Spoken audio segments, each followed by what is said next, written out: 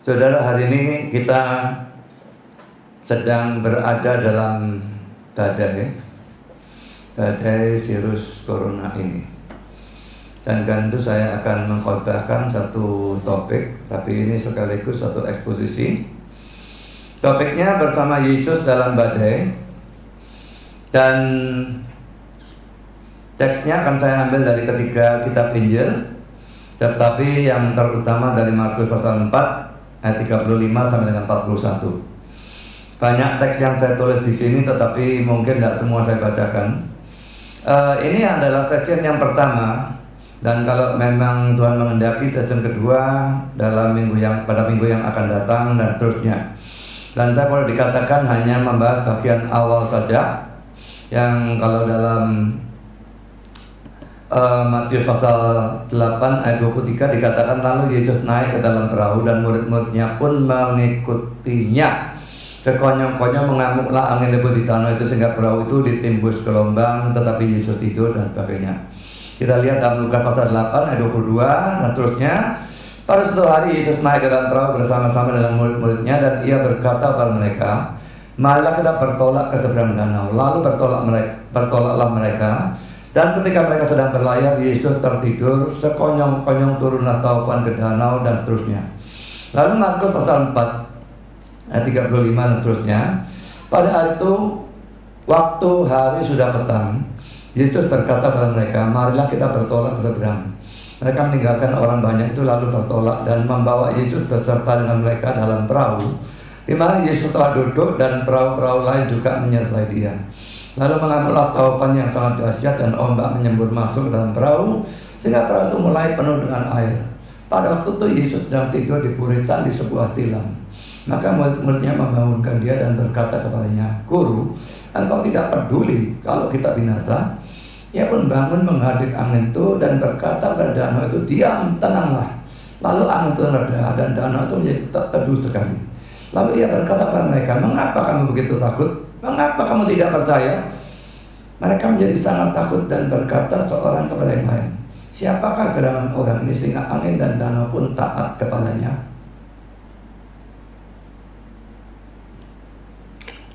Ya, mari kita berdoa sebelum kita masuk dalam acara firman. Bapa di surga, kami bersyukur bahwa dalam kebaktian ini, sekalipun bersifat online, kami tetap punya kesempatan untuk mendengar, untuk mempelajari, untuk merenungkan sebagian firman Tuhan. Kami sekarang sedang ada di dalam badai virus corona, dan kami ingin membahas tentang cerita di mana para murid menyeberangi danau dan bersama Yesus di dalam badai. Dan kami berdoa supaya Engkau bekerja sehingga teks kitab suci ini bisa memberikan kekuatan penghiburan dan bisa juga memberikan kami semua bimbingan tindakan yang bagaimana yang harus kami ambil pada waktu ada dalam badai seperti yang saat ini kami sedang alami. Tuhan, kami mohon supaya Engkau pimpin hamba-Mu dalam menyampaikan firman. Berikan kekuatan jasmani, pikiran, khususnya suara yang saat ini sedang terganggu, dan berikan pengurapan, berikan kata-kata, berikan apapun yang dia butuhkan supaya seluruh firman bisa sampai dengan baik, dengan benar, dan dengan sejelas-jelasnya. Dan kami bungkus semuanya dengan kuasa dan pekerjaan Roh-Mu, karena kami sadar Tuhan, tanpa itu semua akan sia-sia. Dan tolong semua jemaat baik yang ada di sini maupun yang online, baik jemaat kami maupun jemaat luar, tolong semua di dalam mendengar, berikan hati yang terbuka, berikan konsentrasi yang baik dari awal di akhir. Dan kalaupun ada di rumah, jauhkan dari segala macam gangguan apapun, buat semua bisa tetap berkonsentrasi, dan berikan terang yang secukupnya supaya semua bisa mengerti. Dan telah kami mengerti, berikan kami ketundukan. Jangan biarkan kami sekedar jadi pendengar atau bahkan pengerti firman, Tapi biarlah kami tunduk dan kami percaya pada kebenaran firman, dan kami mau menjadi pelaku dan pelanggar firman. Bahkan kami mau memberitakan firman ini kepada orang-orang lain. Tuhan, kami sadar setan pasti bekerja. Kuatkan semua kami menghadapi godaan terangnya dalam untuk apapun. Dan kami juga titipkan listrik maupun semua peralatan yang pakai, bahkan cuaca.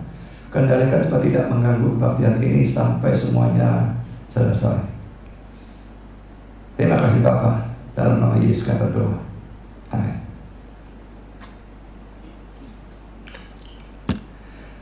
Saudara, bersama Yesus dalam badai. Kalau dilihat badainya tidak enak, tapi kalau dilihat bersama Yesusnya, maka semua yang tidak enak itu sebetulnya habis.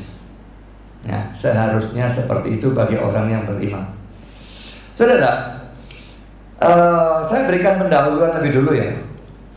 Sebelum mengalami badai, sebelum mereka menyeberang dan sebagainya, Yesus sepanjang hari itu sudah melakukan pelayanan atau pemberitaan firman. Dan saya akan berikan komentar dari Matthew Henry yang berkata demikian. Adalah pada hari yang sama di mana ia telah berkhotbah dari sebuah perahu. Pada waktu sore atau malam tiba. Ayat 35. Pada waktu telah bekerja atau berjeripaya sampai saat itu dalam firman dan doktrin atau pengajaran dalam sepanjang hari, alih-alih dari mengistirahatkan dia sendiri, ia membuka dirinya sendiri untuk mengajar kita untuk tidak berpikir tentang suatu istirahat terus-menerus sampai kita sampai surga. Saudara, Yesus bekerja keras ya. Sudah kerja sepanjang hari pelayanan, lalu dia menyeberang. Sebetulnya tujuannya apa menyeberang ini? Kalau saudara baca lanjutannya, setelah sampai di seberang, dia bertemu dengan orang yang kerasukan setan di Gadara itu. Dan itu pelayanan bagi dia. Dia keluarkan setannya dan sebagainya, menyembuhkan orang itu. Jadi Yesus yang sudah melakukan pelayanan banyak itu sekarang naik perahu menyeberang untuk melakukan pelayanan lagi. Seluruh kehidupannya dipenuhi dengan pelayanan. Jadi saudara, kita sebagai anak Tuhan, apalagi sebagai hamba Tuhan, mesti meneladani dia di dalam hal semacam demikian. Saya tahu bahwa tidak semua yang Yesus lakukan atau tidak lakukan harus kita teladani. Tapi dalam hal ini jelas kita harus teladani. Tahu dari mana? Yang mana harus diteladani, yang tidak? Dengan membanding-bandingkan dengan seluruh Alkitab. Alkitab memang mendorong kita untuk melakukan pelayanan. Dan Yesus melakukan banyak pelayanan, kita juga. Kalau ada orang-orang yang tidak pelayanan sama sekali, atau pelayanan sedikit-sedikit, malas-malasan dan sebagainya, saya tidak peduli orang itu jemaat atau orang itu hamba Tuhan. Saya tahu ada banyak yang seperti itu. Pelayanan asal-asalan, persiapan khotbah asal-asalan, semua dilakukan asal-asalan. Pelayanannya asal jadi. Saudara, itu jelas bukan meneladani Kristus. Apalagi kalau saya tidak punya pelayanan sama sekali. Jadi yang tidak punya pelayanan, berusaha melakukan pelayanan. Yang sudah punya pelayanan, lakukan pelayanan itu dengan semaksimal mungkin. Kalau bisa tambah pelayanan. Kemarin pada waktu main Facebook, ada satu orang yang ngomong, ini kok sepertinya bukan Pak Buas ya. Ya, saya budi asali disingkat Buas ya. Ini kok bukan Pak Buas ya, kok jadi aktif sekali main Facebook. Saya jawab, lah ya saya nganggur, mau buat apa saya? Dan saya siang biasanya fitness, sekarang saya tidak bisa fitness. Saya masih tetap olahraga, tetapi tentu tidak bisa selama fitness di fitness center ya. Jadi kalau saya olahraga ya cuma 30-45 menit saya lari di jalanan dekat kompleks rumah gitu saja, dan tidak latihan yang lain-lain ya, latihan tinju mungkin juga, tapi jauh berkurang. Kalau di fitness center tuh bisa sampai ya total dengan omong-omong dengan apa segala macam bisa 3 jam, bisa kadang 4 jam, tapi sekarang hanya 45 menit. Jadi waktunya kelebihan banyak. Lalu sore biasanya bisa pergi makan di restoran atau makan di mana, bisa jalan-jalan di mall atau apapun. Sekarang tidak bisa lakukan semua itu karena saya menganggap kita semua harus mentaati himbauan pemerintah di dalam persoalan ini. Tidak keluar rumah kalau tidak terpaksa, dan juga menjaga jarak dan sebagainya. Dan saya mentaati itu, lalu waktu jadi kelebih-lebihan, tidak karu-karuan. Nah, apa yang saya lakukan? Tidak ada lain, saudara. Kalau tidak main WA, ya main Facebook.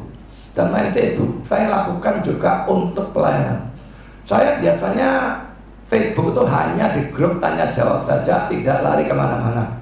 Jarang sekali lari ke tempat lain, kecuali kalau ya sangat terpaksa ada orang yang ngetek dan sebagainya. Tapi kalau tidak, saya hanya melayani grup tanya jawab karena itu sudah cukup waktu saya habis. Tapi sekarang karena waktunya kelebihan, saya tetap lakukan pelayanan untuk grup tanya jawab saya, tetapi itu hanya pada siang hari. Jadi kira-kira sekitar jam 11 atau jam 12, selama kira-kira 1 jam itu saya lakukan. Tapi selebihnya, saudara, saya keliling di lapak-lapak yang dibuat orang di grup-grup lain dan sebagainya. Dan dimanapun saya melihat ada hal-hal yang kacau, ada pengajaran yang kacau, saya ikut berkomentar. Memang saya orang keras, dan komentar saya sering kali keras. Dan saya tidak biasanya lalu pakai tedeng aling-aling. Kalau saya anggap orangnya sesat, saya katakan sesat. Tapi saudara, tujuan saya pokoknya saya lakukan pelayanan. Jadi saudara, itu yang saya lakukan. Dan saudara, saya percaya kok semua akan kelebihan waktu ya. Kalau saudara memang mentaati peraturan pemerintah atau himbauan pemerintah itu dengan tidak keluar kalau tidak terpaksa dan sebagainya, maka ini juga satu pelayanan yang bisa saudara ikuti. Cuma jangan ngawur saja. Kalau memang tidak punya pengetahuan, ya mending diam saja dan pada kelihatan bodohnya. Tetapi kalau saudara memang punya pengetahuan, maka ikut main Facebook dan ikut membetulkan kesesatan di mana-mana. Tidak usah terlalu peduli kalau orang tidak mau peduli dengan omongan kita. Kalau kita mau membetulkan dan mereka tetap ngotot, ya biarlah. Tapi tanggung jawab kita sudah kita laksanakan. Ya, jadi saudara banyak memberitakan Injil, banyak meluruskan ajaran yang sesat dan sebagainya. Mainlah Facebook, lakukan pelayanan daripada tidak ada kerjaan dan sebagainya. Saya akan bacakan ayat yang sebetulnya digunakan oleh Matthew Henry itu ya.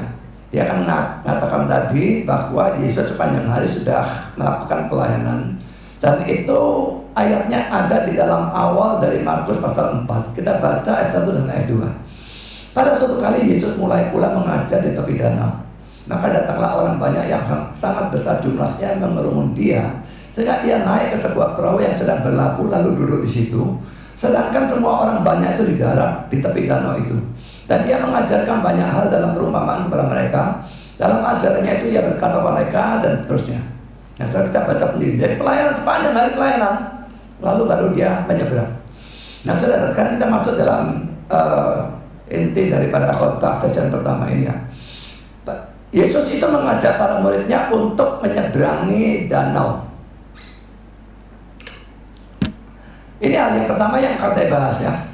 Yesus yang mengajak, ini penekanan saya, para murid untuk menyeberangi danau. Nanti kita lihat para murid menuruti ajakan dia. Tapi itu khotbah minggu depan. Jadi saudara, yang pertama yang saya tekankan, Yesus yang mengajak. Bukannya para murid yang mengajak, bukannya orang lain yang mengajak. Yesus yang mengajak para murid untuk menyeberangi danau. Mari kita melihat saudara, dalam Markus 4:35, pada hari itu waktu hari sudah petang, Yesus berkata kepada mereka, marilah kita bertolak ke seberang. Jelas ya, jelasnya dia yang mengajak. Lalu dalam Matius 8 ayat 23, lalu Yesus naik ke dalam perahu dan murid-muridnya pun mengikutinya.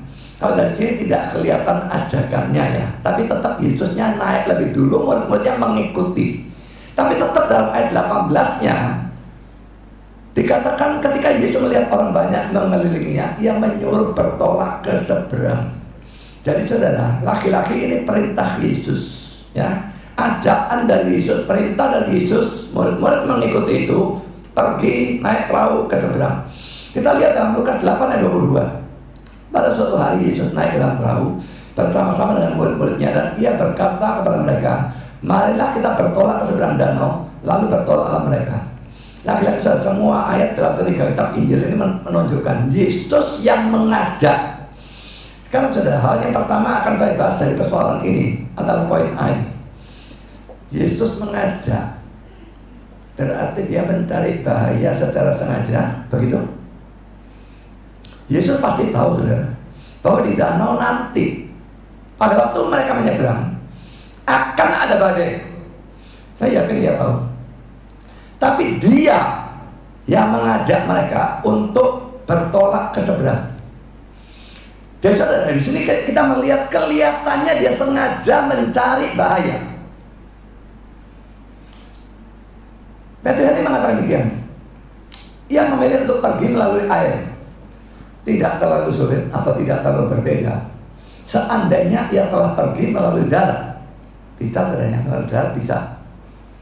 Tetapi ia memilih untuk menyeberangi danau, supaya ia bisa mempunyai kesempatan untuk menyatakan dia sendiri sebagai Allah dari laut maupun dari tanah kering, dan untuk menunjukkan bahwa segala kuasa adalah miliknya, baik surga maupun di bumi. Merupakan suatu penghiburan bagi mereka yang turun ke laut dalam kapal-kapal dan sering berada dalam bahaya-bahaya di sana, untuk memikirkan secara serius bahwa mereka mempunyai seorang juru selamat kepada siapa mereka bisa percaya, dan kepada siapa mereka bisa berdoa, yang mengetahui bagaimana berada di laut dan bagaimana berada dalam badai di sana. Yesus tahu bagaimana bertindak dan sebagainya pada waktu ada badai. Kita saat ini bukan mengenai badai di laut, memang kita mengenai badai yang berbeda. Seluruh dunia mengenai badai ini, badai wabah virus corona ini. Saudara, Yesus tahu akan badai, dan dia tahu bagaimana harus bertindak di dalam badai. Bukannya Allah itu kecolongan, gitu ya. Itu istilah yang kalau di Indonesia ini banyak terjadi. Kalau pemerintahnya itu tidak siap dan sebagainya, lalu terjadi sesuatu yang tidak menyenangkan, bolak-balik digunakan istilah itu, pemerintah kecolongan, gitu ya. Tapi saudara, Yesus, Allah dan sebagainya, ini tidak ada kemungkinan semacam demikian. Mereka maha tahu, tidak ada ceritanya Yesus kecolongan. Nah saudara, saya kembali kepada apa yang tadi saya persoalkan. Kalau berbicara tentang Yesus sengaja mencari bahaya, maka kita harus berhati-hati, saudara. Seperti sudah berulang kali saya katakan, dalam membahas suatu ayat dalam Alkitab, kita harus membahas semua ayat dalam seluruh Alkitab yang ada hubungannya. Jadi jangan lihat satu ayat ini, Yesus cari bahaya kok, jadi kita juga boleh cari bahaya. Tidak masalah dengan virus corona, datang saja lah. Kelihatan orang batuk-batuk, oh datang saja, deketin aja, kok ngomong-ngomong yang dekat, tidak usah pakai masker dan sebagainya. Tentang larangan pemerintah persetan itu tidak apa-apa, kita jalan terus saja supaya kita ketularan, tidak apa-apa. Yesus cari bahaya, kita juga. Kalau mau seperti itu tidak usah jauh-jauh virus corona lah, saudara. Ada truk lewat, tabrakan sendiri sudah. Lebih cepat saya kira. Saudara, jelas Alkitab tidak mengajar seperti itu, saudara. Dalam ayat ini Yesus cari bahaya. Tapi dalam ayat-ayat yang lain bagaimana? Sekarang mari kita melihat ayat-ayat yang kelihatannya justru sebaliknya, di mana Yesus justru menghindari bahaya. Dalam Matius 4 ayat yang ke-12, tetapi waktu Yesus mendengar bahwa Yohanes telah ditangkap, menyingkirlah ia ke Galilea. Dia tidak mau ikut ditangkap, jadi dia menyingkir ke Galilea. Jadi saudara, dia menghindari bahaya di sini. Kita melihat ayat yang lain, Matius 12 ayat 14-15. Lalu keluarlah orang-orang Farisi itu dan bersekongkol untuk membunuh dia. Tetapi Yesus mengetahui maksud mereka, lalu menyingkir dari sana. Dalam kedua teks ini, Yesus menghindari bahaya. Dan saudara, hal yang kelihatan kontradiksi seperti itu ada di dalam banyak kasus yang lain. Dan akan saya tunjukkan beberapa contoh, saudara ya. Yang pertama, kasus Paulus. Poin A, dalam teks di bawah ini, Paulus menjauhi bahaya. Kisah Rasul 9 ayat 22-25. Akan tetapi Saulus semakin besar pengaruhnya dan ia membingungkan orang-orang Yahudi yang tinggal di Damsyik, karena ia membuktikan bahwa Yesus adalah Mesias. Beberapa hari kemudian orang Yahudi merundingkan satu rencana untuk membunuh Saulus, tetapi maksud jahat itu diketahui oleh Saulus. Siang malam orang-orang Yahudi mengawal semua pintu gerbang kota supaya dapat membunuh dia. Sungguh pun demikian, pada suatu malam murid-muridnya mengambilnya dan menurunkannya dari atas tembok kota dalam sebuah keranjang. Saudara, Saulus atau Paulus belakangan tahu mau dibunuh. Ini baru pertobatannya ya. Pada awal kisah 9 itu terjadi pertobatannya, dan sini agak belakangan dari kisah 9 dia sudah mau dibunuh. Baru bertobat, dia sudah aktif dan dia mau dibunuh. Nah saudara, pada waktu dia tahu maksud jahat itu, dia bukan menganggap dirinya kebal terhadap pembunuhan. Seperti ada pendeta yang merasa kebal terhadap COVID-19 ini, lalu secara demonstratif dalam kebaktian rangkuli jemaatnya satu persatu, ada 3 orang atau berapa, untuk demonstrasikan. Tidak apa-apa. Dan banyak pendeta-pendeta bodoh yang mengatakan kita yang percaya, ada yang mengatakan kita yang pakai minyak urapan dan sebagainya, kita tidak bisa kena virus corona. Saudara, ada yang mengatakan kita yang berbahasa roh, imunitasnya naik 35-40%. Paulus tidak melakukan hal-hal model semacam demikian. Dia tidak gila, dia tidak idiot seperti para pendeta itu. Kita lihat kok teks yang lain, saudara, di mana dia laki-laki menghindar dari bahaya. Kisah Rasul 23 ayat 12-24. Dan setelah siang hari, orang-orang Yahudi mengadakan komplotan dan bersumpah dengan mengutuk diri bahwa mereka tidak akan makan atau minum sebelum mereka membunuh Paulus. Jumlah mereka yang mengadakan komplotan itu lebih daripada 40 orang. Mereka pergi kepada imam-imam kepala dan tua-tua bangsa Yahudi dan berkata, kami telah bersumpah dengan mengutuk diri bahwa kami tidak akan makan atau minum sebelum kami membunuh Paulus. Karena itu hendaklah kamu bersama-sama dengan mahkamah agama menganjurkan kepada kepala pasukan supaya ia menghadapkan Paulus lagi pada kamu, seolah-olah kamu tidak memeriksa perkaranya lebih teliti, dan sementara itu kami sudah siap sedia untuk membunuh dia sebelum ia sampai pada kamu. Akan tetapi kemenakan Paulus, anak saudaranya perempuan, mendengar tentang penghadangan itu. Ia datang ke markas dan telah diizinkan masuk. Ia memberitahukannya kepada Paulus. Bagaimana reaksi Paulus pada waktu tahu ada orang membunuh? Dia bicara bahasa roh? Dia pakai minyak urapan? Dia merasa dia kebal? Tidak, saudara. Ayat 17. Lalu Paulus memanggil salah seorang perwira dan berkata padanya, bawalah anak ini kepada kepala pasukan, karena ada sesuatu yang perlu diberitahukannya padanya. Perwira itu membawanya kepada kepala pasukan dan berkata, Paulus orang tahanan itu memanggil aku dan meminta supaya aku membawa anak muda ini kepadamu, sebab ada yang perlu diberitahukannya kepadamu. Maka kepala pasukan itu memegang tangan anak muda itu, lalu membawanya ke samping dan bertanya, apakah yang perlu kau beritahukan kepadaku? Saya kira saya tidak usah baca terus, bisa baca sendiri. Anak itu memberitahukan, dan lalu kepala pasukan bertindak. Paulus dikawal, kalau tidak salah 200 orang atau bagaimana, 200 lebih, 270 ya, dikawal, dialihkan ke tempat lain. Jadi saudara, baik Paulus maupun kepala pasukan ini maupun keponaan atau anak muda itu ya, itu semua bertindak sesuai dengan akal sehat. Ada bahaya, dia tahu, ceritakan kepada Paulusnya. Paulusnya tahu, ceritakan kepada perwira, minta anak dibawa kepada kepala pasukan. Kepala pasukan tahu, melakukan tindakan yang perlu untuk melakukan pencegahan pembunuhan tersebut. Poinnya di sini, dalam 2 teks ini kita melihat Paulus menjauhi bahaya. Kami masuk dalam poin B. Kita melihat teks yang kelihatannya berkebalikan ya. Dalam teks bawah ini, Paulus mencari bahaya, kelihatannya begitu ya. Kisah Rasul 21 ayat yang keempat kita baca. Di situ kami mengunjungi murid-murid dan tinggal di situ 7 hari lamanya. Oleh bisikan roh, murid-murid itu menasihati Paulus supaya dia jangan pergi ke Yerusalem. Dinasihati ya, jangan pergi ke Yerusalem, bahaya di sana.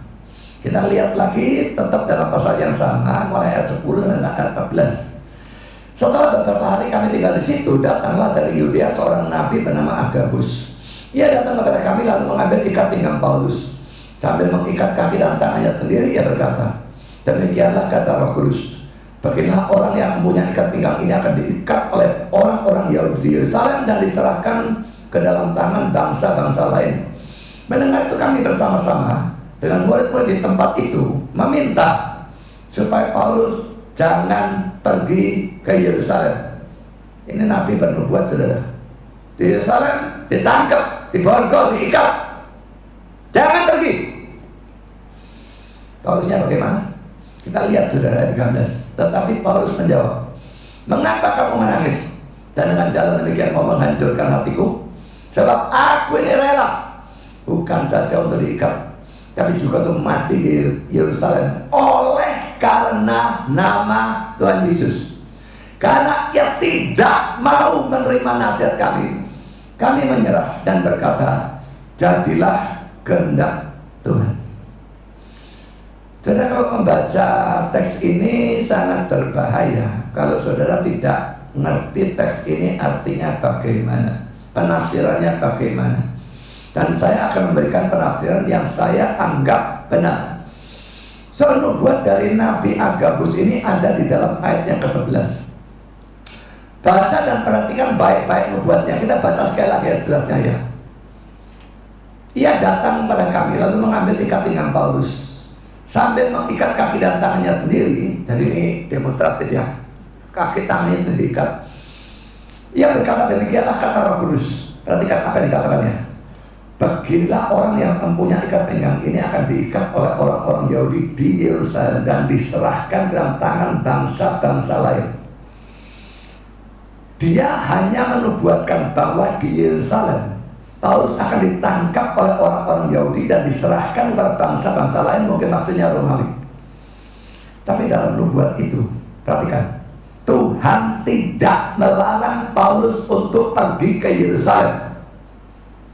Tetapi berdasarkan nubuat itu, para murid dan teman-teman Paulus lalu menasihati Paulus untuk tidak pergi ke Yerusalem. Tapi itu bukan yang dinubuatkan. Kalau itu yang dinubuatkan itu perintah Tuhan, Paulusnya harus tunduk. Tapi yang dinubuatkan cuma kalau kamu ke sana kamu akan ditangkap. Tidak berarti kamu tidak boleh ke sana. Murid-murid yang mengira begitu. Nah, ayat 4b tadi kita baca ulang ya. Kembali ke atas tadi. Di situ kami mengunjungi murid-murid dan tinggal di situ 7 hari lamanya. Oleh bisikan Roh, murid-murid itu menasihat Paulus supaya dia jangan pergi ke Yerusalem. Nah, ayat 4 itu juga harus ditafsirkan seperti ini. Jadi Roh Kudus hanya memberikan bisikan bahwa Paulus akan ditangkap atau menderita di Yerusalem. Tapi Roh Kudus tidak melarang Paulus untuk pergi ke Yerusalem. Tapi berdasarkan bisikan itu, murid-murid lalu menasihat Paulus untuk tidak pergi ke Yerusalem. Ini nasihat mereka, bukan dari Roh Kudus. Saudara, mengapa harus ditafsirkan seperti itu? Karena saudara, kalau itu betul-betul dari Roh Kudus, Paulusnya pasti nurut, tidak mungkin tidak. Itu sama sekali tidak masuk akal. Jadi ini penafsiran yang diharuskan, tidak bisa menafsirkan berbeda. Dan alasannya mengapa Paulus itu tidak mau dinasihati untuk tidak ke Yerusalem itu ada dalam pasal sebelumnya. Kita baca dalam Kisah Rasul 20 ayat 16 sampai ayat 16 lalu 22 sampai 24. Paulus telah memutuskan untuk tidak singgah ke Efesus supaya jangan habis waktunya di Asia. Sebab ia buru-buru agar jika mungkin ia telah berada di Yerusalem pada hari raya Pentakosta. Pada hari raya semua orang Yahudi kumpul ke sana. Banyak sekali orang, dia pasti mau ke sana untuk memberitakan Injil.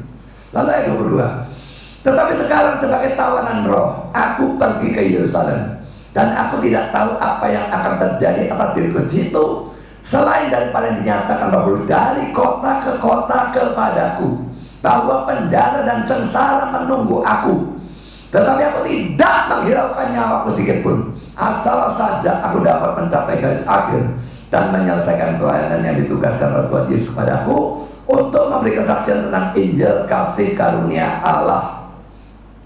Saudara, dia mau ke Yerusalem untuk memberitakan Injil, ya. Dan dia tidak peduli harus menderita atau bagaimanapun, dia tetap akan pergi, mau di penjara, mau diapakan, mau dibunuh, dia tidak menghiraukan nyawanya. Tapi saudara, mari kita bahas beberapa poinnya. Pertama, tadi ada kata-kata tawanan roh yang saya tulis dengan warna biru itu, ya. Dia pergi ke Yerusalem sebagai tawanan roh. Terjemahan Indonesia tawanan roh. Dalam King James dan RSV, bound in the spirit, diikat dalam roh. Dalam NASB, bound in the spirit, diikat dalam roh. Dalam NIV, compelled by the spirit, didorong oleh roh. Dalam terjemahan ESV, constrained by the spirit, dipaksa atau didesak oleh roh.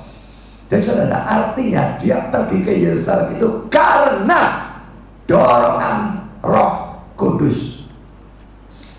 Ini sesuatu yang pasti tidak memungkinkan. Teks selanjutnya nanti yang Agabus dan sebagainya diartikan Agabus bernubuat dia tidak boleh ke Yerusalem. Roh Kudus bisiki para murid dia tidak boleh ke Yerusalem. Tidak mungkin, karena akan bertabrakan dengan ayat ini. Dia pergi ke Yerusalem sebagai tawanan roh. Artinya dia didorong Roh Kudus. Ini sudah menunjukkan bahwa dia tidak hidup menuruti keinginan sendiri. Dia pergi ke Yerusalem bukan karena maunya dia, tetapi menuruti keinginan Roh Kudus atau Tuhan sendiri. Saudara, bagaimana menurut saudara? Kalau saudara tahu bahwa kehendak saudara bertentangan atau berbeda dengan kehendak Tuhan, apa saya mentaati kehendak Tuhan atau kehendak sendiri? Tidak gampang saudara. Saya maunya ke sana, Tuhan maunya saya ke sana. Wah, ya kalau cuma urusan naik mobil, Tuhan suruh saya belok kiri, saya maunya belok kanan, itu gampang saudara. Tapi bagaimana kalau saudara misalnya ditawari pekerjaan ini gajinya besar, pekerjaan itu gajinya kecil, saudara ya tentu kepingin yang besar. Tuhan bilang jangan, ambil yang kecil. Mau Anda? Bagaimana kalau saudara jatuh cinta dan saudara kepinginnya dengan orang itu, Tuhannya bilang tidak dengan orang yang itu, orangnya tidak menyenangkan, atau tidak usah, pokoknya kamu tidak perlu dengan siapa-siapa. Saudara, kalau kehendak Tuhan dan kehendak kita bertentangan dalam hal seperti itu, sangat tidak gampang.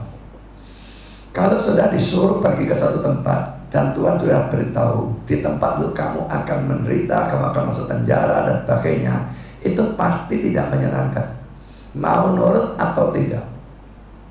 Kita pergi kemana-mana, kita cari kesenangan. Tapi bagaimana kalau Tuhan memerintahkan kita menginjak satu tempat dan Dia berkata kalau kamu menginjak di sana kamu akan menderita, masuk penjara dan sebagainya, kita tetap mau menderita bagi Dia, ya atau tidak? Ingat saudara, Yesus sudah menderita dan bahkan mati bagi kita. Mana boleh saudara kita? Tanpa itu kita semua masuk neraka. Kalau sekarang kita diminta berkorban bagi Dia, itu bukan tuntutan yang kelewat batas, sama sekali tidak. Sekarang kita lanjutkan dengan poin yang kedua. Dia tidak tahu apa yang akan terjadi pada yang di Yerusalem, tapi dia tahu bahwa dalam setiap kota Roh Kudus mengingatkan bahwa penjara dan sengsara menantikan dia. Ayat 22 dan ayat 23. Tapi hal ini tidak membuat Paulus menolak pimpinan Roh Kudus itu. Coba bayangkan saudara, kalau saudara disuruh Tuhan untuk keliling memberitakan Injil dari Surabaya suruh ke Semarang, dari Semarang suruh ke Jakarta, lalu ke Bandung, lalu pergi ke Aceh, ke Madura dan sebagainya, dan Tuhan berkata kamu akan sengsara ya. Di mana kamu bisa ditangkap, bisa dipukuli, bisa masuk ke penjara dan sebagainya. Saudara tetap akan pergi ke kota itu, ya atau tidak? Di sini kita melihat kesalahan Paulus yang luar biasa. Tidak gampang untuk berkata ya dalam kasus seperti ini. Tapi dia tidak peduli, dia tidak menghiraukan nyawanya. Saya yakin dia mengerti, sangat mengerti dan merenungkan itu. Kristus sudah mati bagi aku, sekarang aku mati bagi Dia. Itu bukan hal yang keterlaluan. Karena saya lanjutkan dengan poin yang ketiga. Ia berkata bahwa ia tidak menghiraukan nyawanya sedikit pun asal dia dapat menyelesaikan tugas yang Yesus berikan kepadanya. Ayat 24. Nah, ini ayat yang harus diwaspadai ya. Kata-kata tidak menghiraukan nyawaku tidak berarti bahwa Paulus tidak menjaga hidupnya dengan baik. Artinya cuma dia tuh rela mengorbankan nyawanya demi Tuhan. Dan ini benar dan harusnya semua orang kita mau. Kalau demi Tuhan, kalau memang diperintahkan Tuhan, kita harus rela berkorban bahkan nyawa. Kita lihat dalam Matius 16:25 ini kata-kata Yesus sendiri. Karena barang siapa mau menyelamatkan nyawanya, dia akan kehilangan nyawanya. Tetapi barang siapa kehilangan nyawanya karena aku, ia akan memperolehnya. Kalau karena Yesus sudah tidak mau kehilangan nyawa, saya justru akan kehilangan. Saya mau selamatkan, justru kehilangan. Tapi demi Yesus sudah mau kehilangan nyawa, saudara justru akan mendapatkan hidup yang kekal. Saudara, orang yang percaya mestinya memikirkan ini tidak mudah, tetapi ini harus kita usahakan untuk lakukan. Kalau tahu bahwa akan ada bahaya, tapi tahu dengan yakin, bukan ngawur ya. Yang ngawur banyak, tapi saya katakan yang tahu dengan yakin betul-betul bahwa ini diperintahkan Tuhan, maka pergilah, tidak peduli ada bahaya atau tidak. Jadi yang pertama ini adalah contoh dalam kasusnya Paulus. Sekarang kita masuk dalam contoh yang kedua, kasus bangsa Israel dan pimpinan Tuhan bagi mereka. Berkenaan dengan bangsa Israel, Allah sendiri memimpin mereka menjauhi bahaya. Kita melihat dalam Keluaran 13 ayat 17 dan 18. Tetapi setelah Firaun membiarkan bangsa itu pergi, Allah tidak menuntut mereka melalui jalan ke negeri orang Filistin, walaupun jalan ini yang paling dekat. Sebab firman Allah, jangan-jangan bangsa itu menyesal apabila mereka menghadapi peperangan sehingga mereka kembali ke Mesir. Tetapi Allah menuntut bangsa itu memutar. Ini mutarnya jauh sekali saudara kalau lihat peta ya. Berputar melalui jalan di padang gurun menuju ke laut Teberau. Dengan siap sedia berperang, berjalanlah orang Israel dari tanah Mesir. Ini waktu mereka keluar dari Mesir. Diputarkan, kalau mau ke Kanaan paling cepat lewat Filistin. Wah jangan, ini berperang nanti repot. Diputarkan. Nggak bisakah Tuhan nolong? Bisa. Lawan Filistin gampang saja, dia kalau mau bisa. Tapi dia nggak mau itu. Di sini Tuhan mengalihkan arah perjalanan mereka, menempuh jalan yang lebih jauh untuk menghindari bahaya. Tapi saudara, selanjutnya dalam teks di bawah ini, Allah memimpin mereka ke dalam bahaya yang Dia sendiri ciptakan. Kita lihat di dalam Keluaran 14. Tadi itu Keluaran 13 saudara. Ini beda cuma satu pasal ya.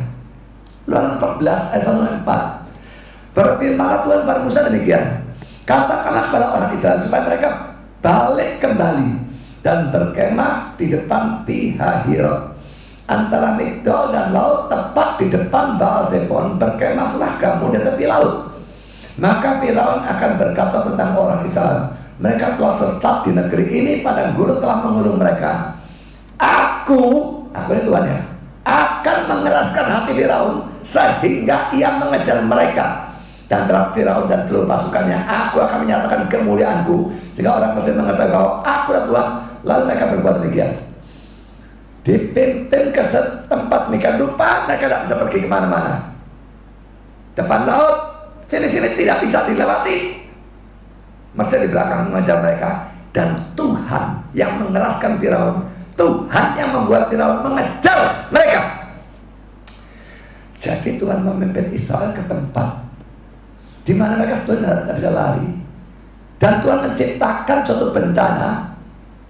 Dan berarti Firaun dengan tentaranya mengejar mereka dari belakang, dan mereka tidak bisa lari kemana-mana. Nah saudara, kelihatannya kontradiksi. Tapi kita tahu ceritanya, Tuhan tahu bagaimana menyelamatkan umatnya dari bahaya yang Dia sendiri arahkan umatnya. Dia belah lautnya dan sebagainya ya. Tapi yang saya tekankan ada kontradiksi. Mengapa dalam Keluaran 13 Dia hindarkan dari bahaya, tapi dalam pasal 14 Dia arahkan ke dalam bahaya? Bukankah kelihatan kontradiksi? Kalau Dia bisa tolong Firaun dan Mesir, Kenapa dia tidak bisa tolong Filistin? Tapi dia tetap memberikan pimpinan yang berbeda. Yang pertama menjauhi bahaya, yang kedua mencari bahaya. Kaget saya berikan contoh yang ketiga. Kasus para murid Yesus, harus lari atau tidak? Kalau ada bahaya harus lari atau tidak gitu ya? Ini kasus para murid Yesus. Poin A, pada waktu Yesus ditangkap, murid-murid lari semua dan itu jelas disalahkan. Sekalipun tidak eksplisit, tapi jelas disalahkan. Ya, mari kita lihat Markus 14 27-28, lalu loncat 50 ke 5 sampai 52. Lalu Yesus berkata kepada mereka, kamu semua akan tergoncang iman, sebab ada tertulis, aku akan memukul gembala dan domba-domba itu akan tercerai-berai. Akan tetapi sesudah aku bangkit, aku akan mendahului kamu ke Galilea. Ayat 50, lalu semua murid itu meninggalkan dia dan melarikan diri. Pada waktu Yesus tangkap ya, mereka meninggalkan dia, melarikan diri. Ada seorang muda yang pada waktu hanya memakai selai kain dan untuk menutup badannya, mengikuti dia. Mereka tidak menangkapnya, tapi ia melepaskan kainnya dan lari dengan telanjang. Siapa orang ini kita tidak tahu dengan pasti, tapi ada penasihat-penasihat yang menebak orang ini adalah Markus sendiri. Maka dia tidak malu karena dia yang menulis Injil Markus, dia ceritakan dia sendiri lari telanjang.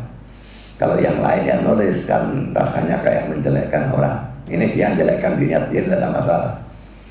Tapi poinnya saudara, di sini para murid lari dan ini jelas dipersalahkan. Ini tidak beriman, larilah, betul-betul lari ketakutan dan ini jelas salah. Sekarang kita masuk poin B, kita melihat kebalikannya. Tapi dalam ayat bawah ini dikatakan oleh Yesus bahwa mereka harus lari kalau ada bahaya.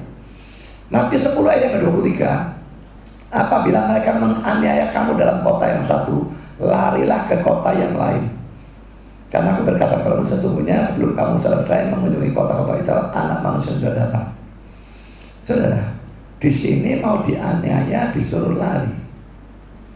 Yang di atas itu Yesus ditangkap lah. Kalau mereka ditangkap juga, mereka dianiaya juga, jadi buruh juga.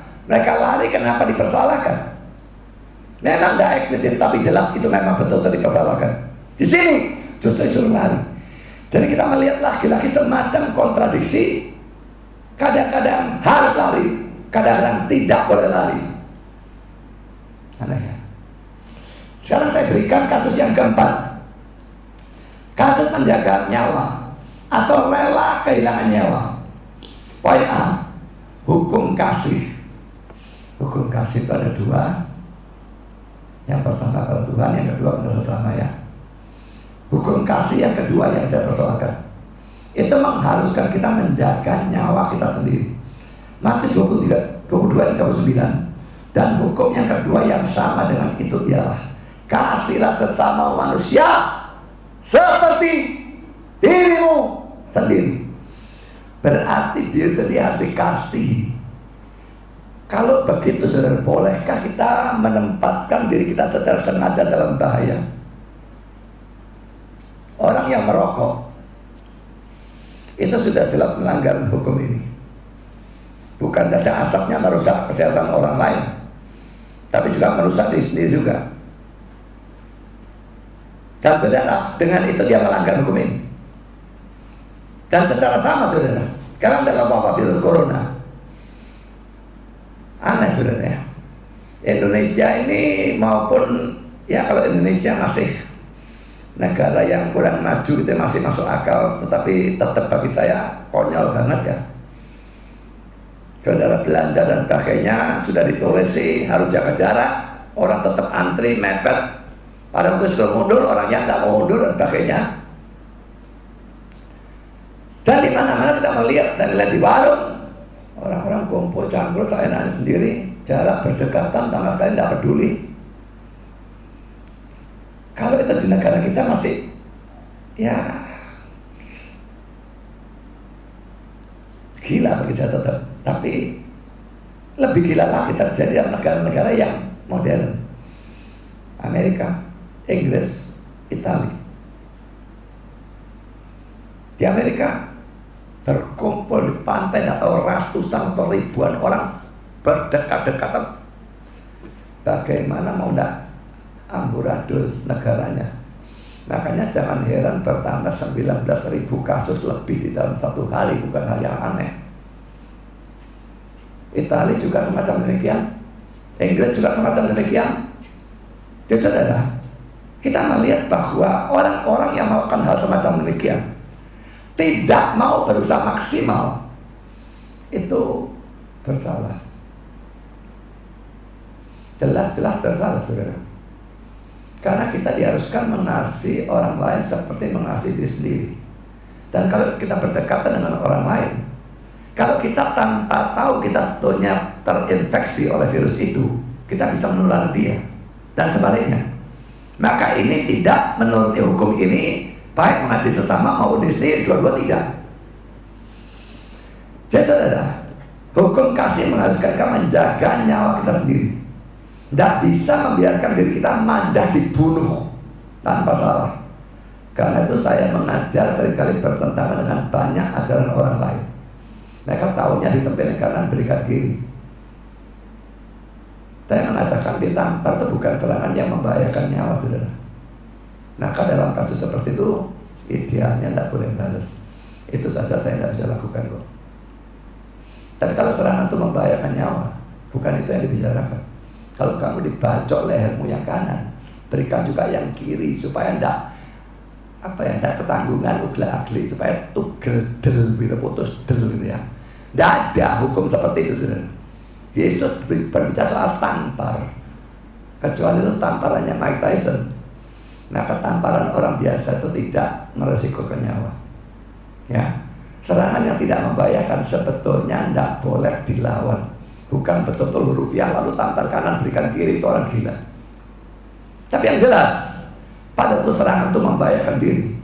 Hukum ini yang saya lebih tekankan. Kasih sesama seperti diri sendiri. Harus kasih diri sendiri. Tidak bisa orang serang saya, lalu saya tidak boleh lawan. Memang kalau bisa lari-lari.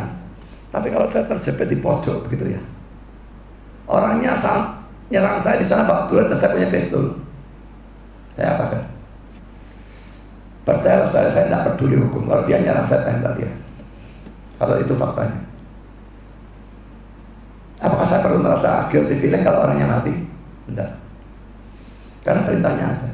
Saya harus menjaga diri saya sendiri. Loh, tidak ngasih nyawa dia. Yang salah kan dia. Dia nyerang saya. Dalam hal itu harus memilih. Yang benar yang hidup, yang salah yang mati. Jadi saudara, menjaga diri, menjaga nyawa diharuskan oleh hukum kasih. Kan kita masuk poin ini. Kita harus mengingat ada ayat yang menyuruh kita untuk rela mati demi dia. Matius 16:24-25. Lalu Yesus berkata kepada murid-muridnya, setiap orang yang mau mengikut aku, ia harus menyangkal dirinya, memikul salibnya dan mengikut aku. Karena barang siapa mau menyelamatkan nyawanya, ia akan kehilangan nyawanya. Tapi barang siapa kehilangan nyawanya karena aku, ia akan memperolehnya. Saudara harus menyangkal diri. Seperti Paulus tadi, tidak menghiraukan nyawaku, rela mati demi Tuhan, memikul salib. Berarti menderita demi Tuhan, demi Injil, demi iman kita, demi gereja. Dan ikut aku. Ditambah 25, yang mau menyelamatkan nyawa, tidak mau kehilangan nyawa dalam kasus-kasus seperti itu, demi memikul salib, demi Kristus, dan bahkan tidak mau kehilangan nyawa, dia akan kehilangan nyawa. Tapi yang kehilangan nyawa karena aku, rela kehilangan nyawa karena aku, atau betul-betul dalam faktanya kehilangan nyawa karena aku, dia akan memperolehnya. Jadi dalam ayat ini disuruh rela mati demi dia. Berarti sudah di sini kita melihatnya kayaknya ada kontradiksi lain. Jadi pertama ada dalam kasus Yesus tadi, dia mencari bahaya menyeberangi danau. Tapi dalam ayat-ayat lain dia menjauhi bahaya. Lalu saya berikan contoh 4 kasus Paulus dan sebagainya ini, di mana ada perintah-perintah atau fakta-fakta yang kelihatannya bertentangan antara menjauhi bahaya dan mencari bahaya. Bagaimana mengharuskan ayat-ayat seperti ini? Kalau kita buang semua ayat yang mencari bahaya, Dan dalam keadaan virus corona ini, wabah ini, kita turuti ayat yang menjauhi bahaya. Lalu kita membuang ayat Alkitab, saudara, ini firman. Tidak boleh seperti itu. Sebaliknya kita ambil di sini. Oh, harus cari bahaya. Bapak virus corona, tidak masalah. Saya dekati orang yang terpapar.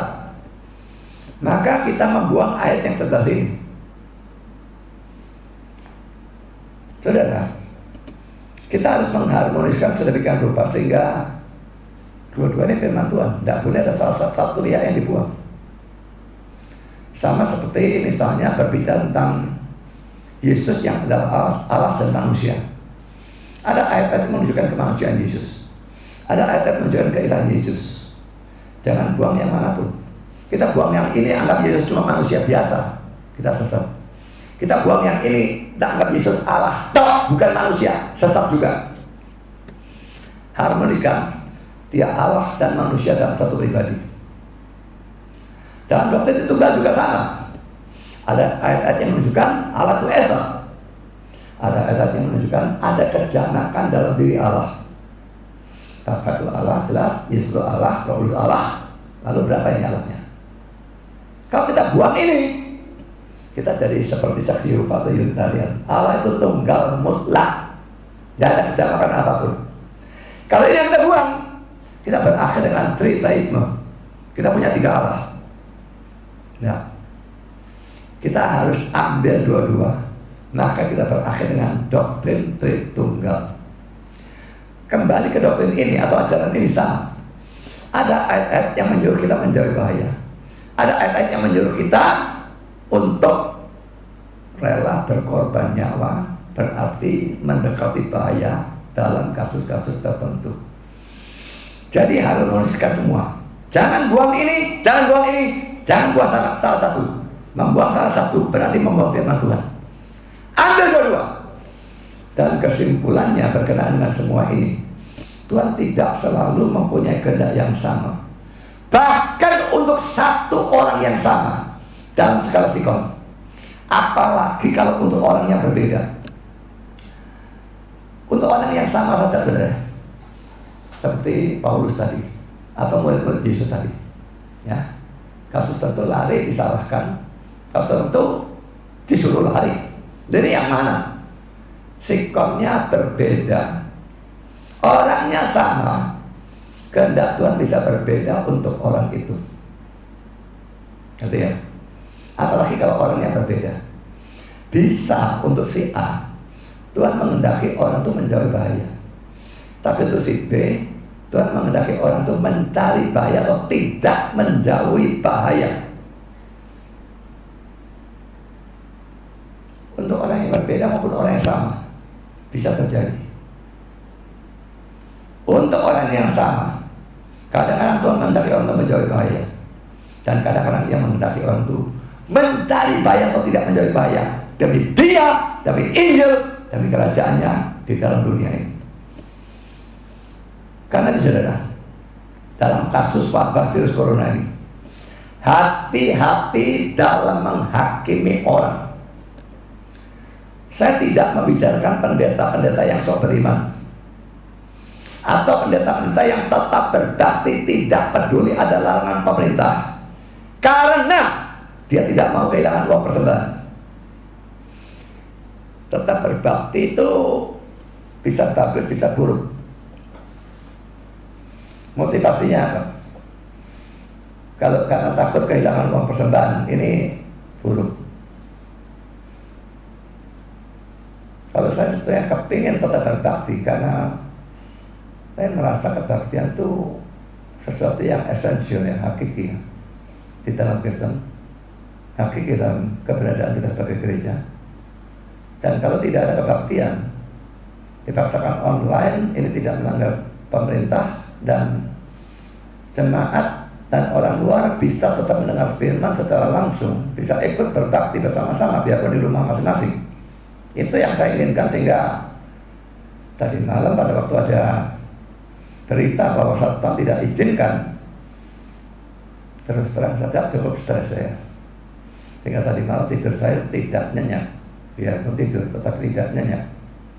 Dan saya kepikiran bagaimana ini kalau tidak boleh. Jadi saudara, saya tidak bicarakan pendeta yang sok beriman, bilang kebal, yang rangkul jemaat depan umum, yang pakai minyak urapan dan bahasa roh dan sebagainya. Ini nonsense. Saya tidak bicara pendeta yang mata duitan, yang tetap memaksakan kebaktian supaya dapat duit yang banyak. Ya. Tapi saudara, apakah tidak mungkin ada pendeta yang memang Tuhan inginkan untuk mencari bahaya atau tidak mencari bahaya dengan menentang pemerintah di dalam hal ini? Apakah ada kemungkinan atau tidak? Saudara, orang-orang yang dengan gampang menghakimi orang yang tetap kebaktian, selalu dengan gampang pakai Roma 13 ayat 1. Tapi saya ingin ingatkan saudara yang pakai ayat itu, Roma 13 ayat 1 harus ditafsirkan bersamaan dengan Kisah Rasul 5 ayat 29. Saya bacakan kedua ayat itu ya. Roma 13 ayat 1, tiap-tiap orang harus takluk kepada pemerintah yang di atasnya, sebab tidak ada pemerintah yang tidak berasal dari Allah, dan pemerintah-pemerintah yang ada ditetapkan oleh Allah. Ada banyak orang yang hanya bondo ayat 1 ini dengan cepat bilang tunduk pemerintah saja, pemerintah ngomong apa saja. Saya ingin saudara tahu, pemerintah melarang penginjilan kepada orang yang sudah punya agama. Saya mau tunduk pada perintah itu. Yesus menyuruh memberitakan Injil kepada segala bangsa. Dan Kisah Rasul 5:29 ini kita baca ya. Tetapi Petrus dan Rasul menjawab, kita harus lebih taat kepada Allah daripada pada manusia. Ini diucapkan dalam keadaan apa? Mereka sedang beritakan Injil, toko-toko Yahudi ngamuk, mereka dilarang. Mereka tahu, oh, toko-toko melarang manusia. Yesus menyuruh. Dia katakan kata-kata ini, kita harus lebih taat kepada Allah daripada pada manusia. Tapi dalam larangan penginjilan, saya tidak gubris. Kalau itu harus membawa saya ke penjara, biarlah saya masuk penjara. Saya tetap menginjil, saya bisa lakukan, banyak saya bisa lakukan, dan saya tidak peduli orang yang sudah punya agama atau tidak. Jadi saudara, jangan terlalu cepat mengatakan pendeta tidak menurut pemerintah dan sebagainya. Roma 13 ayat 1 tidak pernah baca. Saya bisa balas. Kamu tidak pernah baca Kisah Rasul 5:29. Jangan sembarangan menghakimi, karena bisa saja ternyata Tuhan memerintahkan mereka untuk itu, entah kenapa, dan saudara menyalahkan mereka pada saat saudara yang salah. Dan kalau saudara bilang logika kalian dipakai, mari kita lihat bagaimana logikamu dibandingkan dengan logika Tuhan. Yesaya 55 ayat 8 dan 9. Sebab rancanganku bukanlah rancanganmu, dan jalanmu bukanlah jalanku, demikianlah firman Tuhan. Seperti tingginya langit dari bumi, demikian tingginya jalanku dari jalanmu, dan rancanganku dari rancanganmu. Terjemahan LAI pakai kata rancangannya. Dalam semua terjemahan bahasa Inggris yang saya pakai, diterjemahkan thoughts, pemikiran-pemikiran atau pikiran-pikiran. Jadi saudara, pikiran Allah dan pikiran kita begitu beda seperti langit di atas bumi.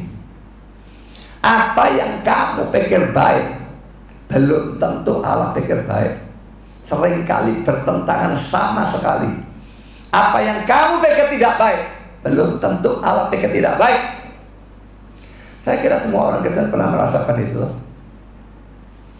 Saudara berdoa, saudara sakit misalnya, saudara berdoa minta kesembuhan. Dalam pikiran saudara kesembuhan itu baik. Tahu-taunya Tuhan tidak sembuhkan saudara. Berarti kesembuhan itu tidak baik bagi saudara dalam pandangan Tuhan. Saudara punya uang, saudara minta Tuhan uang. Dalam pemikiran saudara punya uang itu yang baik, tidak punya uang itu yang tidak baik. Tuhan lihat, enggak, orang ini anak kasih duit, tambah tak pergi gereja, nanti tambah keluyuran, jalan-jalan terus dan sebagainya, tidak usah, tidak dikasih duit. Apa yang Tuhan anggap baik dalam pandangan kita bisa tidak baik, dan sebaliknya. Jadi saudara, di satu pihak Saya mengecam pendeta yang sok beriman, kebal, tidak mungkin kena, dan sebagainya, rangkul-rangkulan, dan sebagainya. Dan mereka betul-betul tidak peduli larangan pemerintah, sama sekali tidak peduli. Tapi di pihak lain, saya juga mengecam orang-orang yang terlalu cepat, saya ingatkan, terlalu cepat tunduk pada pemerintah, dan garis miring atau terlalu cepat mengecam gereja-gereja yang tetap berbakti biasa tanpa mempedulikan adanya kemungkinan bahwa Tuhan memerintahkan orang itu secara khusus untuk dalam hal ini tidak tunduk pada pemerintah. Terus saya ulangi, ya, karena ini penting. Di satu pihak saya mengecam pendeta-pendeta yang sok beriman dan sama sekali tidak peduli larangan pemerintah. Tapi di pihak lain, saya juga mengecam orang-orang yang terlalu cepat tunduk pada pemerintah dan garis miring atau terlalu cepat mengecam gereja-gereja yang tetap berbakti biasa tanpa mempedulikan adanya kemungkinan bahwa Tuhan memerintahkan orang itu secara khusus untuk dalam hal ini tidak tunduk pada pemerintah. Bahkan dari beberapa hari yang lalu di Facebook itu ada orang yang mengusulkan untuk melaporkan ke polisi gereja-gereja masih tetap mau mengadakan kebaktian. Saya ada fotonya di sini. Elemen komputer saya foto komen dari orang itu. Diusulkan laporkan gereja yang masih adakan kebaktian. Apakah orang brengsek ini, saya sebut bajingan ini, mau menggenapi ayat ini? Mari kita baca ayatnya. Maka 24 ayat 10 suatu nubuat, saudara. Dan banyak orang akan murtad, dan mereka akan saling menyerahkan dan saling membenci. Terjemahan Indonesia menyerahkan, ya. Dalam King James, RSV dan NIV, betray, mengkhianati. Dan kata Yunani yang digunakan adalah kata Yunani yang sama dengan yang digunakan untuk Yudas Iskariot, yang juga dikatakan menyerahkan atau mengkhianati Yesus dalam Yohanes 13 ayat 21 dan banyak ayat yang lain. Saya bicara pada orang yang buat postingan atau komen itu, ya, mau laporkan ke polisi. Saya tujukan pada satu orang bajingan itu, mau jadi seperti Yudas Iskariot, orang biadab, serahkan atau khianati gereja manapun, gereja ini juga boleh. Kalau kamu mau berakhir secara sama seperti Yudas Iskariot. Yesus sudah rela mati untuk menebus dosa-dosa kita dan menyelamatkan kita. Kalau Yesus sudah rela mati demi kita, kerelaan kita untuk mati demi Dia bukanlah hal yang terlalu besar. Jadi, apa yang saya inginkan untuk saudara mengerti dalam kasus-kasus seperti ini adalah kita harus punya keseimbangan, ya, balance tentang ayat-ayat yang kelihatannya saling bertentangan dalam Alkitab kita, khususnya dalam persoalan ini. Dalam saudara mengecam pendeta yang sok beriman, jangan saudara bersikap sok tahu tentang apa kehendak Tuhan bagi seorang pendeta dalam keadaan seperti ini. Sekarang saudara, bagaimana dengan diri saya sendiri? Apa kehendak Tuhan bagi saya dalam hal ini? Jujur saja, saya ngomong apa adanya. Saya belum tahu atau saya tidak tahu. Minggu lalu kita masih mengadakan kebaktian biasa. Jemaat boleh hadir. Dan saya berusaha mengumpulkan. Tapi bagaimanapun saya mengumpulkan, saya merasa Tuhan tidak bicara apa-apa karena saya berkenaan dengan hal ini. Dan dalam keadaan tidak ada pimpinan Tuhan atau perintah Tuhan secara khusus, maka menurut saya harus tunduk pada akal sehat. Wabah virus corona ini memang sangat berbahaya. Penularannya luar biasa hebatnya. Dan ini yang paling membahayakan, karena jumlah orang yang tertular menjadi begitu banyak, sampai semua rumah sakit yang ada kewalahan dalam menangani, sehingga banyak yang tidak ditangani. Ada pendeta-pendeta, sialnya di dalam kalangan reform ya, tapi saya yakin kalangan manapun ada pendeta-pendeta yang mengentengkan wabah virus corona ini dengan mengatakan bahwa toh yang kena itu persentasenya hanya sedikit, apalagi yang mati. Saya tidak peduli pendeta ini siapa, teman saya, kenalan saya atau enggak, saya tidak pernah ambil pusing dalam hal ini. Mau ngamuk sama saya juga boleh ngamuk.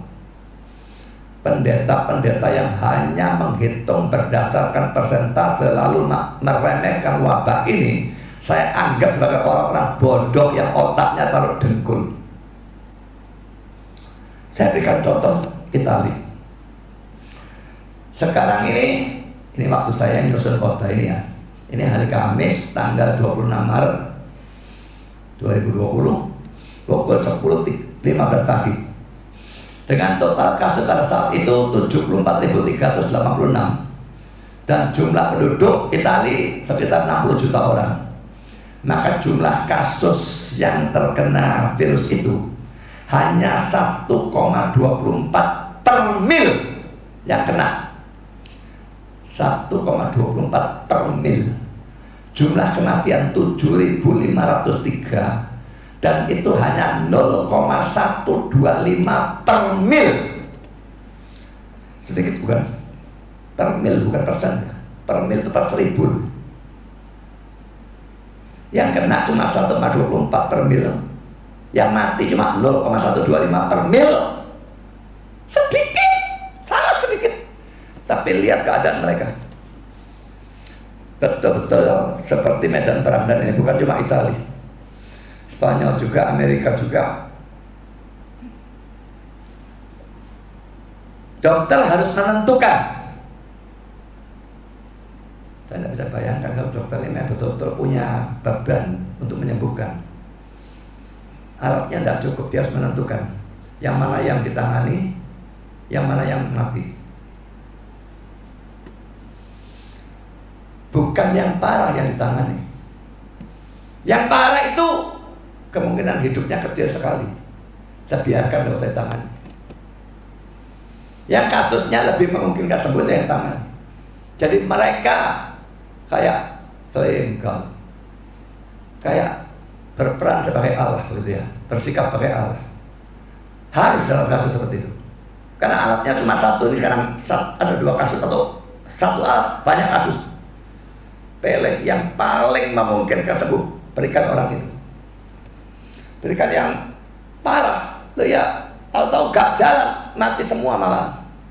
Mending selamat 1 daripada mati semua. Itu kasusnya sudah. Di Amerika bayangkan saudara, pelindung tubuh pakai plastik untuk sampah. Saya ingat waktu saya di Amerika, kalau kerja pada waktu hujan, kami pakai juga seperti itu saudara. Plastik untuk sampah itu besar ya, lubangnya di tengah, lubang di sini, tangan bisa masuk sih. Jadikan jas hujan. Kalau jadi jas hujan masih tidak apa-apa. Ini jadi pelindung untuk tenaga medis di dalam menangani orang yang kena virus corona. Amerika, bayangkan Indonesia bagaimana. Jadi kalau sakit tidak ditangani, rumah sakitnya memang tidak bisa nangani. Tenaganya kurang, obatnya tidak ada, alat-alatnya kurang, semua kurang. Kembali ke Italia, Presiden Italia sampai menangis. Bagaimana melihat rakyatnya seperti itu? Dan saya tambahkan, hari ini pagi tadi, hari ini Sabtu ya, tanggal 28 Maret 2020 pukul 11.35 pagi, total kasus di Italia naik Kalau tadi 74.000 sekian, sekarang menjadi 86.498. Total kematian Kamis itu 7.503, naik menjadi 9.134. Menjadi ranking kedua dunia setelah USA yang telah menjadi juara dunia saat ini. Dengan total penderita COVID-19 mencapai 102.205 dan total kematian 1.700 lebih. Mereka tidak kurang kacaunya. Yang itu persentase. Pikirkan, buang tulisan tolol saudara. Karena dengan demikian membuat orang meremehkan. Kemungkinan cuma 0,1 per mil kok. Tulisan sudah membahayakan orang. Bodoh.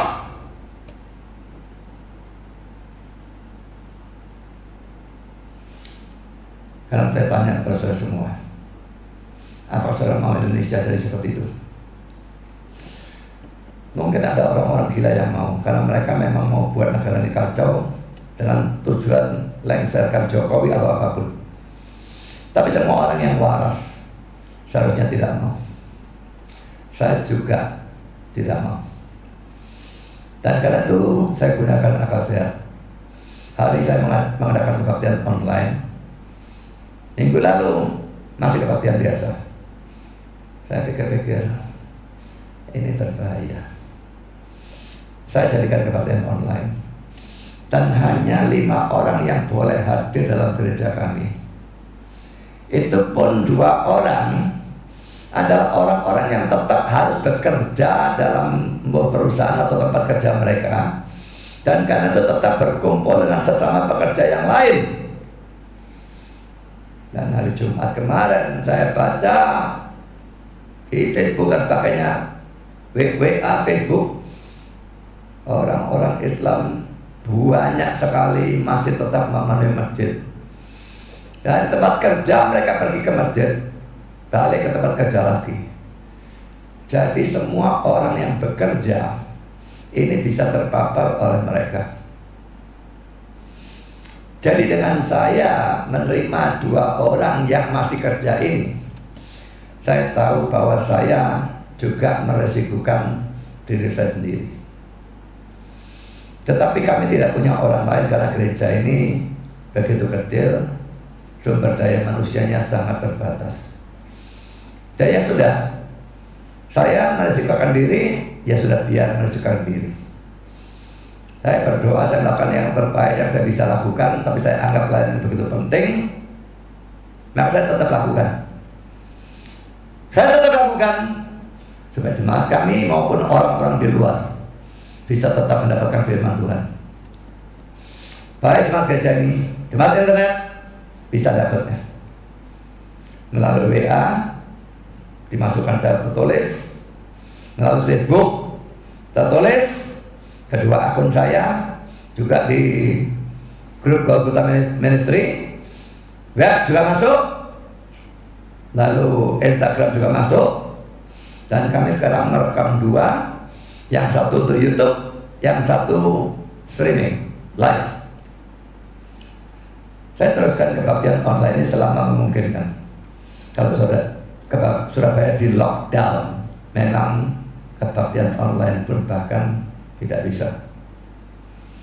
Jadi saya teruskan, biarpun berisiko, kebaktian online sambil minta perlindungan Tuhan, supaya jangan yang manapun dari 5 orang ini, bahkan dari seluruh jemaat, kena virus corona. Juga saya butuhkan bantuan doa saudara supaya kebaktian online ini bisa berjalan terus sampai wabah virus corona ini berakhir dan kami bisa kebaktian secara normal lagi. Tuhan memberkati saudara sekalian. Amin.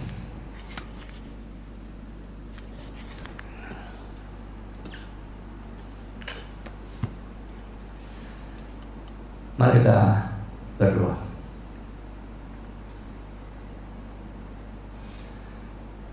Bapa di surga, terima kasih bahwa firman sudah bisa diberitakan dengan baik. Dan kami berdoa supaya orang yang sudah mendengar betul-betul bisa mengerti dan tunduk pada kebenaran firman.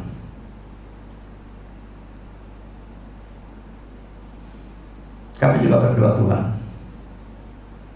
supaya kebaktian online bisa tetap berjalan. Tolong jangan biarkan dihentikan, karena banyak orang membutuhkan firman dalam sikon seperti ini. Dan banyak orang memberitakan firman yang sebetulnya bukan firman, tetapi ajaran sesat. Biarlah kebaktian online kami, di mana Injil dan firman diberitakan